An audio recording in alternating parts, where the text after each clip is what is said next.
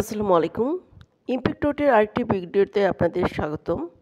আজকে আলোচনা করব নার্সিসিস্ট বা টক্সিক ব্যক্তিরা শিশুদের কেন বেছে নেন। শিশুরা জন্মগতভাবেই অভিভাবকদের উপর নির্ভরশীল থাকেন। নার্সিসিস্ট অভিভাবকরা এই সুযোগকে কাজে লাগিয়ে সন্তানকে এমনভাবে গড়ে তোলেন যাতে সারা জীবন তারা তাদের উপর মানসিকভাবে নির্ভরশীল থাকে। নার্সিসিস্ট ব্যক্তিরা কারা? নার্সিসিক ব্যক্তি তারাই যাদের আত্মপ্রেম খুব বেশি থাকে, যারা নিজেদের লাভ ক্ষতি খুব ভালো বুঝতে পারে, যারা অন্যের লাভ ক্ষতি একদমই বুঝতে পারে না, যারা অন্য মানুষের প্রতি সহানুভূতিশীল থাকেন না এবং যারা অন্য মানুষের জীবন নিয়ন্ত্রণ করার চেষ্টা করেন। তো স্বাভাবিকভাবেই একজন অ্যাডাল্ট মানুষ এবং একটা শিশুর মধ্যে একটা শিশুকে নিয়ন্ত্রণ করা অনেক সহজ। একজন অ্যাডাল্ট মানুষকে কিন্তু নিয়ন্ত্রণ করা সহজ না। তার একটা জীবনের প্রতি জীবন দর্শন থাকে, তার বিভিন্ন ধরনের অভিজ্ঞতা থাকে, সে জানে কোনটা ন্যায় কোনটা অন্যায়। মোট কথা তার একটা অভিজ্ঞতা থাকে। সেজন্য নার্সিসিস্ট ব্যক্তিরা শিশুদেরকে খুব সহজ টার্গেট হিসাবে বাছাই করে নেন, যেহেতু তাদের অভিজ্ঞতা কম থাকে। তাদেরকে কোনো কিছু বোঝানো, তাদেরকে নিয়ন্ত্রণ করা খুব সহজ হয়। আরেকটা কারণ হলো আত্মরক্ষা করতে না পারা। শিশুরা মানসিক এবং শারীরিকভাবে নিজেদের রক্ষা করতে পারে না, তার সহজেই অভিভাবকের কথা বিশ্বাস করে। যেহেতু তারা অনেক কিছুই জানে না, অভিভাবক যেটা বলে তারা সেটাই বিশ্বাস করে। একটা শিশু কিন্তু তার চারপাশের পরিবেশ থেকে ধীরে ধীরে অনেক কিছু তার ভিতরে ঢুকে, সেখান থেকে সে ধীরে ধীরে বুঝতে পারে কোনটা ভালো কোনটা মন্দ। কিন্তু এই যে বিভিন্ন অভিজ্ঞতা গ্রহণ করে একটা শিশু মাথার ভিতরে যে কোনটা ভালো কোনটা মন্দ স্বাভাবিকভাবে স্বতঃস্ফূর্তভাবে ধীরে ধীরে তৈরি হয়, এই জিনিসটাই কিন্তু একজন নার্সিস্টিক পিতামাতা বাধা দেন।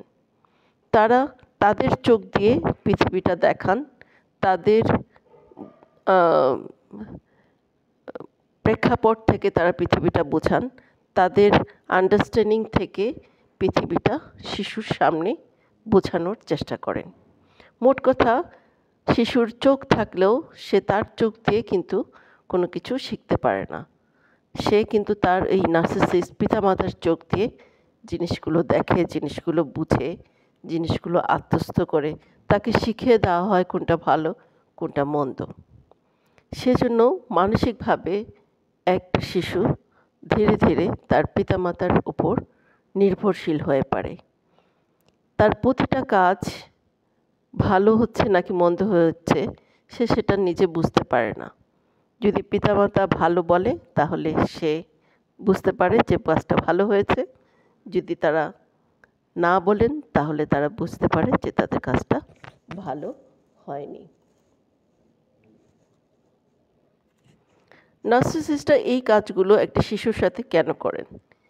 তারা একটি দীর্ঘমেয়াদী বা চিরস্থায়ী একজন দাস তৈরি করার চেষ্টা করেন, যে কখনোই কোনো কাজে বিরোধিতা করবে না, মানে তাদের কোনো চেষ্টা ছাড়াই যে তাদের নিয়ন্ত্রণে থাকবে। তারা এমনভাবে শিশুটিকে তৈরি করেন যাতে ভবিষ্যতে তাদের কোনো কিছুই করা লাগে না, কোনো এফোর্ট দেওয়া লাগে না, শিশুটি অটোমেটিকলি তাদের নিয়ন্ত্রণে থাকে। শিশুর যেন নিজস্ব কোনো ভাবমূর্তি গড়ে না ওঠে, সে যেন কোনো প্রতিবাদ করতে না পারে, সে যেন কোনো ইচ্ছা প্রকাশ করতে না পারে, অনেকটা ক্রীতদাসের মতো একটা শিশুকে তারা গড়ে তোলার চেষ্টা করেন। এই কাজটা তারা কীভাবে করেন? প্রথমত শিশুর আত্মবিশ্বাস কমিয়ে দিয়ে তারা এই কাজটা করে। যেমন তারা প্রায়ই বলেন, "তুমি কিছুই পারো না, তুমি বোকা। আমি না থাকলে তুমি কি করবে? তোমাকে সব কিছু করে দেওয়া লাগে, তোমাকে সব কিছু বলে দেওয়া লাগে। দেখো ও কেমন একা একা সব কিছু করতে পারে। তোমার বন্ধু দেখো, সে কত কিছু পারে, সে কত গুছিয়ে চলতে পারে, তুমি কিছুই পারো না।" এই কথাগুলো খারাপভাবে অথবা ভালোভাবে শিশুর মাথায় প্রতিনিয়ত ঢোকানো হয় এবং ধীরে ধীরে তার আত্মবিশ্বাস কিন্তু কমে যায়।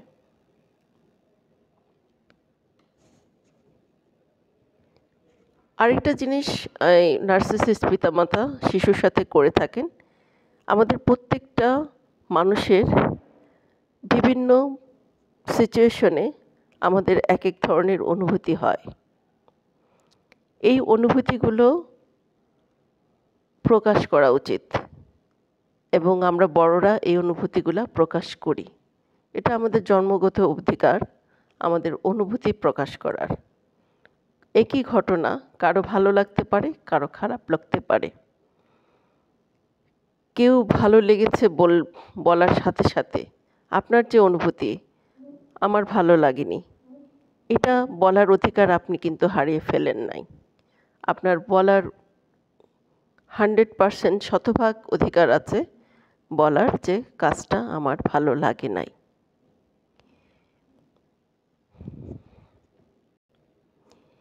এই যে অনুভূতি প্রকাশের যে অধিকার, এটা কিন্তু একজন মানুষের খুব ছোটবেলা থেকে যদি তার পিতামাতার কাছ থেকে এই জিনিসটার সহযোগিতা না পায়, তাহলে তার মধ্যে গড়ে ওঠে না। যেমন নার্সিসিস্ট শিশু যখন অন্যায়ের প্রতিবাদ করে বা বলে কোনো জিনিস তার ভালো লেগেছে, কোনো জিনিস খারাপ লেগেছে, সেটাকে কখনোই একজন অভিভাবক গ্রহণ করেন না। অভিভাবক তার বদলে বলতে থাকেন, "তুমি ভুল বুঝেছ, এগুলো তোমার কল্পনা। তোমার ভালো লাগছে না, কিন্তু আসলে তো জিনিসটা ভালো। তোমার খারাপ লাগছে, আসলে কিন্তু জিনিসটা ভালো।" মোট কথা, শিশুটি তার যে অনুভূতিটা হচ্ছে, কোনো একটা ঘটনার পরিপ্রেক্ষিতে যে অনুভূতিটা সে অনুভব করছে, সেটা যখন তার পিতামাতার সাথে সে শেয়ার করতে যায়, সেটা কিন্তু ভ্যালিডেশন সে পায় না, সেটার সমর্থন সে পায় না। তাকে বলা হয় তার অনুভূতিটা ভুল, এটা ঠিক না, এটা তোমার কল্পনা, হ্যাঁ, জিনিসটা এরকম না, তুমি বুঝতে পারো নাই। তখন এই মানসিক একটা বিভ্রান্তির মধ্যে শিশুটা পড়ে যায় এবং এই বিভ্রান্তি নিয়েই কিন্তু সে ধীরে ধীরে বড় হয় এবং একসময় শিখে যায় যে আমার মনে হয় কোনো অনুভূতি প্রকাশ করার অধিকার নাই, খারাপকে খারাপ, ভালোকে ভালো বলার অধিকার নাই, অথবা সবাই যেটাকে ভালো বলছে সেটা যদি আমার খারাপ লাগে, সেটা বলার অধিকার আমার নাই। আরেকটা জিনিস সে মাথায় নিয়ে বড় হয় যে কোনো কিছুর প্রতিবাদ করা মনে হয় খুব খারাপ, সবসময় অ্যাডজাস্ট করতে হবে, সবসময় সবাইকে খুশি করতে হবে, এই মন মানসিকতা নিয়ে সে বড় হয়। শর্তযুক্ত ভালোবাসা। নার্সিসিস্ট শিশুরা ভালোবাসা পায় না, এটা ঠিক না, তারা ভালোবাসা পায়, কিন্তু প্রত্যেকটা ভালোবাসার পিছনে একটা শর্ত থাকে, অথবা সেটা হয়তো বলে দেওয়া হয়, অথবা শিশুটা ধীরে ধীরে বুঝে যায় যে এই ভালোবাসার পিছনে শর্ত আছে। শুধু তাই না, এই ভালোবাসার পিছনে যে শর্ত, তার পাশাপাশি অপরাধবোধ তৈরি করার কাজও কিন্তু একজন নার্সিসিস্ট পিতামাতা মনের অজান্তে অথবা জেনে বুঝে অথবা না বুঝে করে ফেলেন। একটা শিশুকে ভালোবাসার সাথে সাথেই তাকে শর্ত দিয়ে দেন যে তুমি যদি ক্লাসে ফার্স্ট হও, তাহলে তোমাকে এই জিনিসটা কিনে দেব। এটা কিন্তু খুব খারাপ। যখন একটা তাহলে শিশুকে আমরা কিভাবে উৎসাহিত করব? একটা শিশু যখন একটা ভালো কাজ করে, তাকে বলা যে হ্যাঁ, তুমি অনেক চেষ্টা করেছো এবং এই চেষ্টার ফল পেয়েছো, এটা খুব ভালো। তুমি ভবিষ্যতেও চেষ্টা করবে এবং এ ধরনের চেষ্টা করলে তুমি ভবিষ্যতেও ভালো করবে। মানে শিশুকে আপনার মূল যে কথাটা বুঝায় দিতে হবে যে তুমি ভালো ক্লাসে ফার্স্ট হলেও আমি তোমাকে ভালোবাসি, তুমি যদি ক্লাসে সেকেন্ড হও তাও তোমাকে আমি সমান ভালোবাসি। এটা কিন্তু একটা শিশুর প্রাপ্য। কিন্তু নার্সিসিস্ট পিতামাতা কি শর্ত জুড়ে দেবেন যে মানে সরাসরি না বললেও একটা শিশু কিন্তু বুঝে যায় যে ক্লাসে ফার্স্ট হলেই আমি ভালোবাসাটা পাবো, ফার্স্ট যদি হতে না পারে আমি ভালোবাসাটা পাবো না। পরবর্তীতে দেখা যায় এই শিশুগুলো যে কোনো একটা সম্পর্ক তৈরি করতে তাদের সমস্যা হয়। তারা সবসময় একটা চাপের মধ্যে থাকে, নতুন কোনো সম্পর্ক তৈরি হলে চাপের মধ্যে থাকে। তারা মনে হয় যে এই সম্পর্কটা টিকায় রাখতে হলে তাকে কিছু না কিছু দিতে হবে, না দিলে মনে হয় সম্পর্কটা থাকবে না। এটাকে তারা খুব তীব্রভাবে, খুব সিরিয়াসলি নেয় এবং এর ফলে যে কোনো সম্পর্ক তৈরি করা তাদের জন্য অনেক বেশি কঠিন হয়ে দাঁড়ায়। ভয় দেখানো বা অপরাধবোধ চাপানো, এটার সাথে সাথে সবসময় কিন্তু অপরাধবোধ চাপানোর একটা চেষ্টা এই পিতামাতারা করে থাকেন যে তুমি এটা করো, এটা না করলে কিন্তু তোমার এই শাস্তি হবে, তোমার জন্য আমি এত করলাম তারপরেও তুমি খুশি না। অন্য যে কোনো বাচ্চা হলে তারা অনেক বেশি কৃতজ্ঞ থাকতো, অনেক বেশি খুশি হতো। এই ধরনের কথাবার্তা কিন্তু একটা শিশুর মধ্যে অপরাধবোধ তৈরি করে এবং সে একটা তীব্র যন্ত্রণা নিয়ে কিন্তু সে ধীরে ধীরে বেড়ে ওঠে এবং কন্টিনিউয়াসলি তাকে বলা হবে যে তোমার কোনো কিছু, তোমাকে যা দেওয়া হবে তুমি তাই খাবে, তোমাকে যা পড়তে দেওয়া হবে তাই পড়বে, তোমার কোনো চাওয়া থাকবে না, অন্যকে খুশি করতে হবে। এই জিনিসটাও কিন্তু একটা শিশুর মাথায় ঢুকে যায় যে আমাকে সবসময় অন্য মানুষকে খুশি করতে হবে। আমার যখন খারাপ লাগছে বা আমার যখন অন্যকে খুশি করার মতো অবস্থা নাই, তখন আমি বিনয়ের সাথে না বলতে পারি, বুঝিয়ে না বলতে পারি, অথবা কোনো এক্সপ্লেনেশন না দিয়ে আমি না করতে পারি। এই যে একটা বোধ, এটা যে কোনো একটা মানুষের অধিকার, না বলার অধিকার। সবসময় অন্য মানুষকে খুশি না করতে হবে, এটা কিন্তু কোনো মানুষের 24 আওয়ার কাজ না। এটা কিন্তু একটা শিশু বুঝতে পারে না এবং এর ফলে দেখা যায় এই শিশু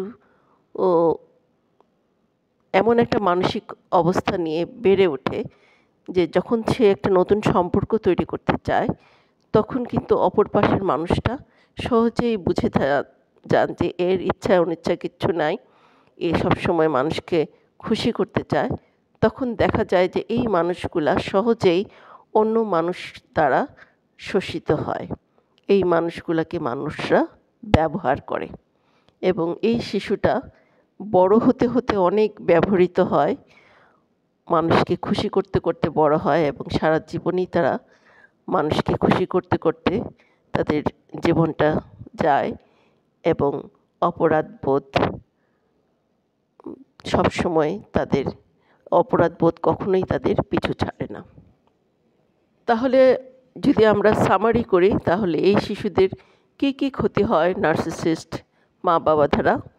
তারা নিজের ইচ্ছা প্রকাশ করতে ভয় পায়, সারা জীবন অন্যের অনুমোদনের জন্য অপেক্ষা করে, নিজেকে মূল্যহীন ভাবে, অন্যের দ্বারা সহজেই শোষিত হয়, মানুষ তাদেরকে ব্যবহার করে, মানসিকভাবে ভঙ্গুর হয়ে পড়ে, বিষাক্ত সম্পর্কে আটকে যায়।